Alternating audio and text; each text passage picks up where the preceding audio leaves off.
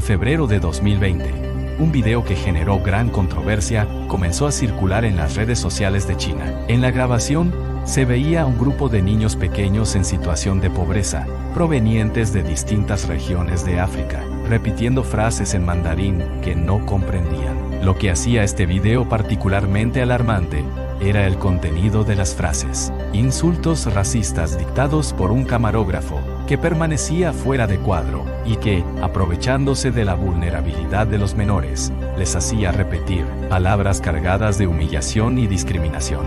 Este tipo de videos no es un caso aislado, sino parte de una tendencia en auge en los últimos años en China: las grabaciones de felicitaciones personalizadas. En estos clips, personas que viven en comunidades rurales de África, muchas de ellas negras y en condiciones precarias, son grabadas enviando mensajes de felicitación en mandarín u otros idiomas que no entienden. En muchos casos, quienes aparecen en los videos son menores de edad, que son incentivados a participar bajo la promesa de pequeñas recompensas económicas, aunque estas suelen ser insignificantes en comparación con el uso lucrativo que se les da a las grabaciones. El video en cuestión seguía el patrón típico de este tipo de contenido. Los niños aparecían bailando y pretendiendo divertirse, todo mientras repetían las palabras que les dictaban. En el centro de la escena, una pizarra negra decorada con tizas de colores mostraba el mensaje que los niños debían transmitir,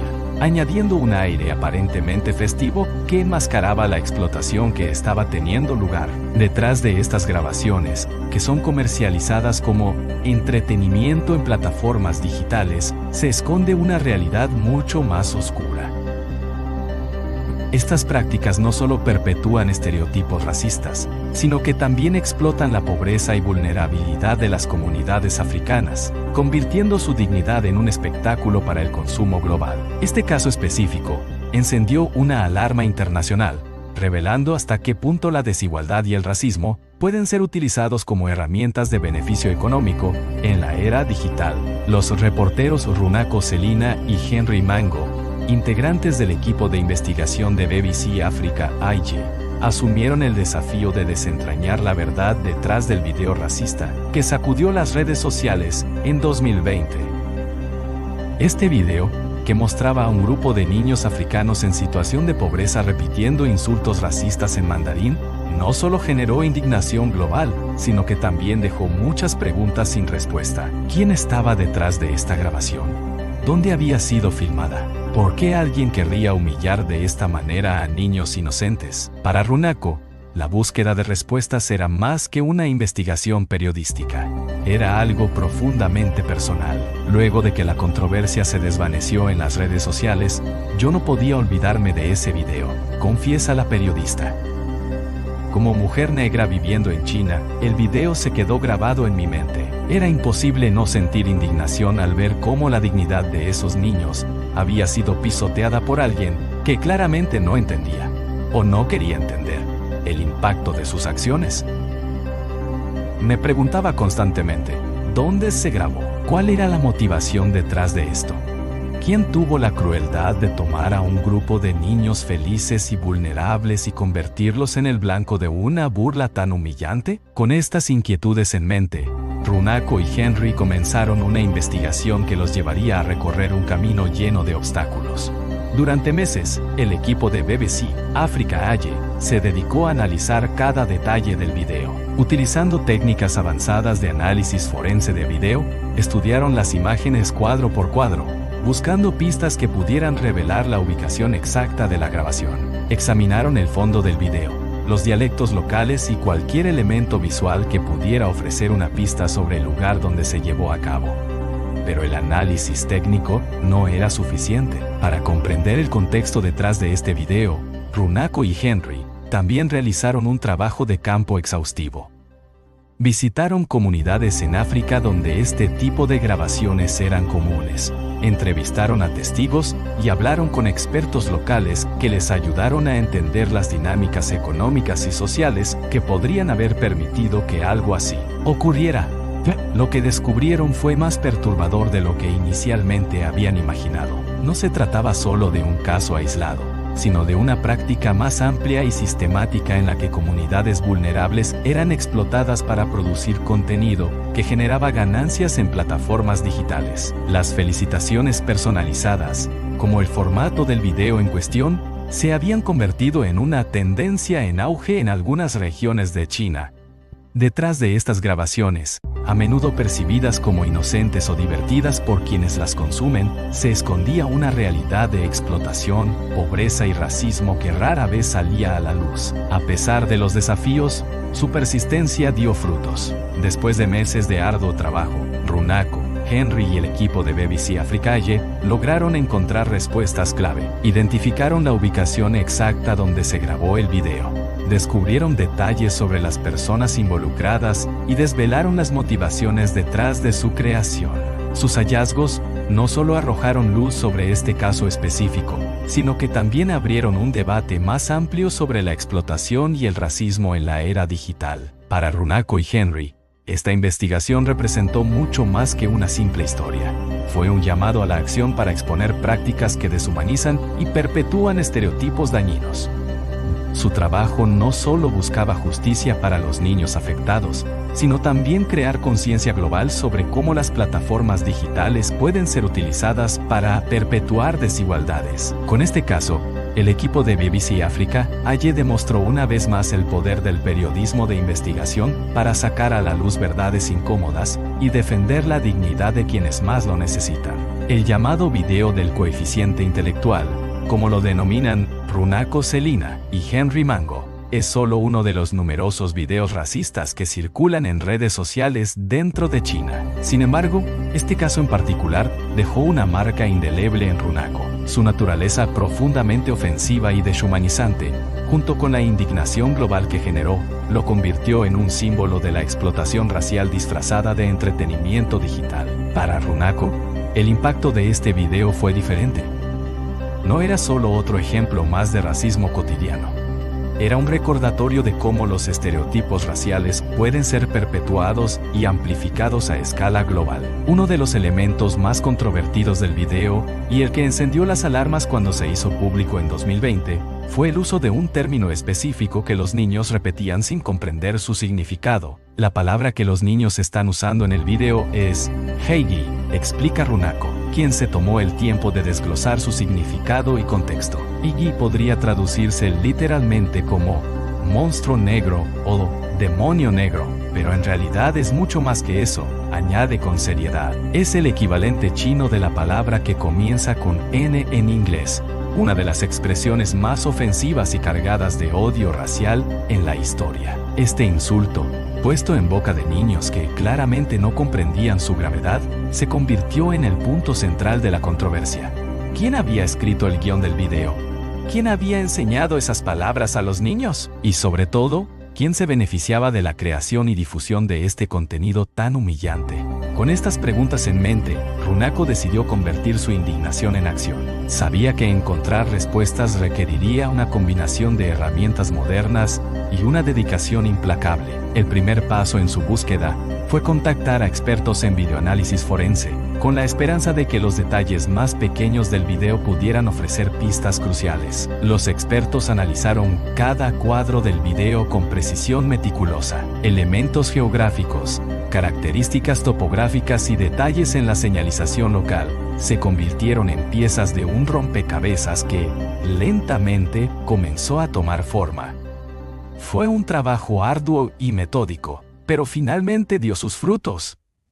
Gracias a esta labor técnica y al análisis detallado, el equipo logró identificar la ubicación exacta donde se había grabado el video, una pequeña población rural en Malawi, en el sureste de África. Este hallazgo fue un paso fundamental en la investigación. No solo permitió comprender el contexto geográfico y social del video, sino también empezar a desentrañar las dinámicas de poder y explotación que habían permitido que algo así sucediera. Para Runako, este descubrimiento marcó el inicio de un camino más profundo hacia la verdad. Identificar el lugar era solo el primer paso. Aún quedaba por entender quiénes habían participado, cuál era la motivación detrás del video y, más importante aún, cómo una práctica tan deshumanizante había sido normalizada en el entorno digital. El caso del video del coeficiente intelectual no es un hecho aislado, forma parte de una tendencia más amplia y preocupante, en la que las comunidades más vulnerables son utilizadas como objetos de burla o entretenimiento para un público que no cuestiona las implicaciones éticas de este contenido. La investigación de Runako y Henry busca no solo arrojar luz sobre este caso específico, sino también exponer un problema sistémico que continúa afectando a miles de personas. Con esta información, el equipo de BBC África dio un paso más hacia la verdad, demostrando una vez más el poder del periodismo para confrontar las injusticias y amplificar las voces de quienes han sido silenciados. Consciente de que necesitaba la colaboración de alguien familiarizado con el terreno, Runako decidió asociarse con Henry Mango, un reportero investigativo local que había trabajado junto a BBC África Aye en la exposición de abusos de derechos humanos, corrupción y crímenes violentos en Malawi.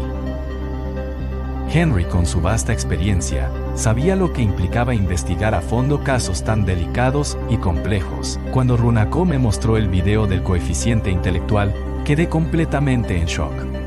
Los niños que repetían esas frases tan denigrantes eran de Malawi. Esto había ocurrido literalmente debajo de nuestras narices, en plena vista. Pero nadie lo había visto, explica Henry, claramente impactado por lo que había presenciado. Con solo unas coordenadas geográficas y la determinación de descubrir la verdad, Henry viajó al lugar que la evidencia había indicado como el sitio de grabación del video. Era una misión arriesgada, pero no había vuelta atrás. Estaba decidido a desenterrar lo que se escondía detrás de las imágenes. La población está situada en un área perfecta para realizar negocios de manera discreta, explica Henry. Es un lugar apartado en la zona rural y solo tiene acceso a las autopistas a través de carreteras secundarias, por lo que el tránsito es limitado. Eso la hace aún más atractiva para actividades ocultas. Fue en este entorno rural donde, por primera vez, Henry escuchó un nombre. O más bien, un apodo, Susu, que significa tío en mandarín. El periodista comenzó a seguir esta pista con la esperanza de obtener respuestas. Henry descubrió que Susu había llegado a vivir en la zona hacía unos años, y durante su tiempo allí, había grabado cientos de videos con los niños de la comunidad. Para sorpresa de los habitantes, había llegado inicialmente con la excusa de enseñarles mandarín. Sin embargo, según relataron algunos residentes del lugar, pronto comenzaron a sospechar de sus intenciones. En Malawi, no es raro ver a personas de nacionalidad china hoy en día, señala el equipo de investigación. Esto se debe al creciente impulso de Pekín por expandir su influencia en África, especialmente a través de inversiones en infraestructura y la presencia de empresas y tecnología china. Así, los residentes locales se fueron acostumbrando a la presencia de extranjeros, lo que provocó que muchos no cuestionaran la llegada de Susu. Algunos incluso creyeron que Susu, a través de los videos, lograría atraer ayuda económica de China para mejorar las condiciones de vida en la empobrecida comunidad. Sin embargo, los testimonios de los pobladores, que fueron entrevistados por el equipo de BBC África Aye, revelaron una cruda verdad. A pesar de las horas que los niños pasaban grabando videos con Susu, nunca aprendieron mandarín. Sabían algunas palabras porque las repetían mientras grababan los videos, pero jamás comprendieron lo que significaban, cuentan. La situación era aún más grave de lo que parecía. Muchos de los niños que grababan los videos con Susu, según los relatos de los pobladores locales, habían dejado de asistir a la escuela. En lugar de convertirse en los líderes del mañana, van a crecer sin educación. Terminarán pidiendo dinero o robando, lamentó una madre al compartir su preocupación con los periodistas. A pesar de acercarse al corazón de la historia, ni Runako ni Henry tenían una imagen clara de quién era realmente Susu. El misterio continuaba. Selfies y blogs nos proporcionaron una primera imagen del posible dueño de los videos, un hombre joven, un veinteañero. Entre las publicaciones, encontramos una foto que parecía ser de una tarjeta de identificación nacional. Finalmente, obtuvimos un nombre. Luque, relata Runako. Pero la pregunta seguía rondando. ¿Es este hombre Susu?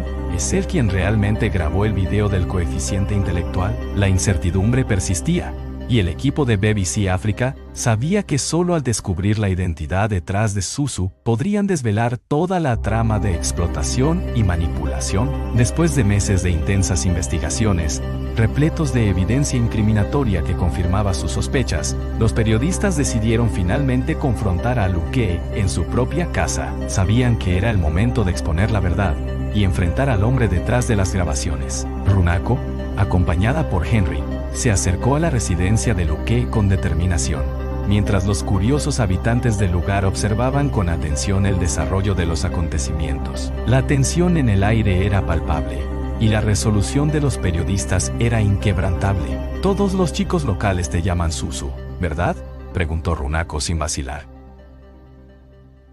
«Sí», respondió Luque, sin mostrar signos de sorpresa. «¿Cuál es la razón para hacer estos videos?», continuó Runako, con voz firme.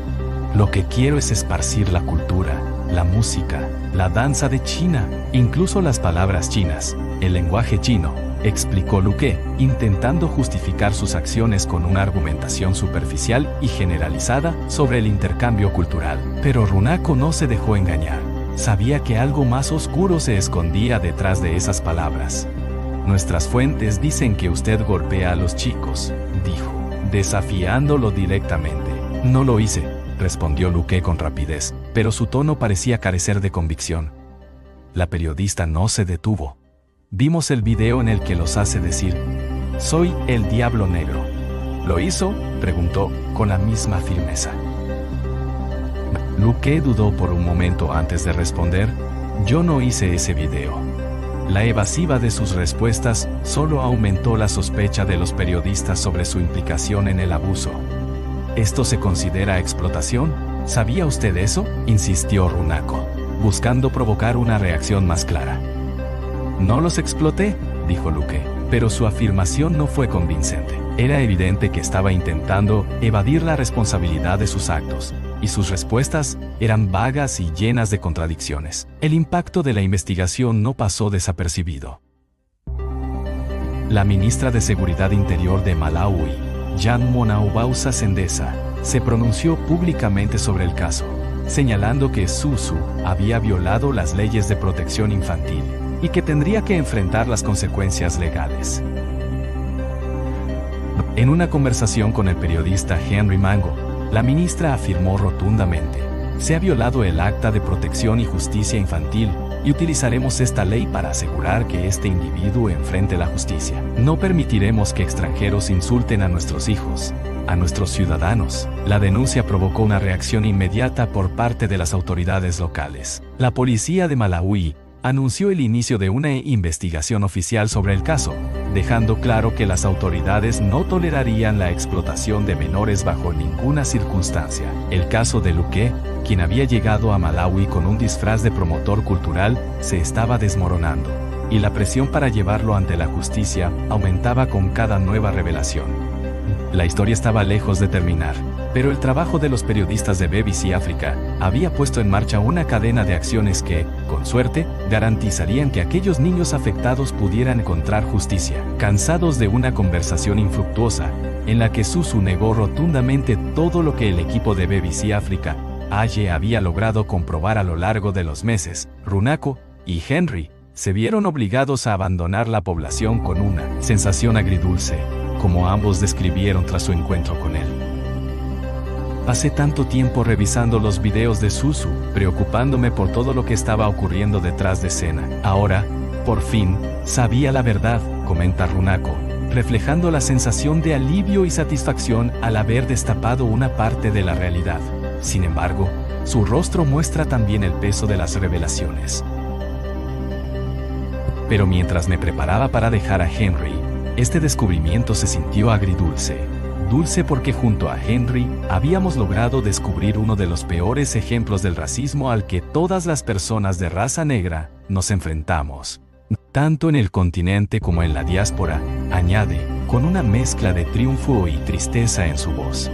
A pesar de haber dado un paso importante hacia la justicia, sabían que aún quedaba mucho más por hacer, pero amargo, porque ambos sabíamos que esto era más grande que Susu. Sí, habíamos irrumpido en la actividad de un hombre, pero este problema sigue creciendo. La industria detrás de estos videos está en expansión, y los niños siguen siendo explotados a diario para entretener a personas en lugares muy lejanos. Reflexiona Runako. La magnitud de lo que habían descubierto los había marcado profundamente. Henry, visiblemente afectado por el impacto de la situación, también comparte su perspectiva.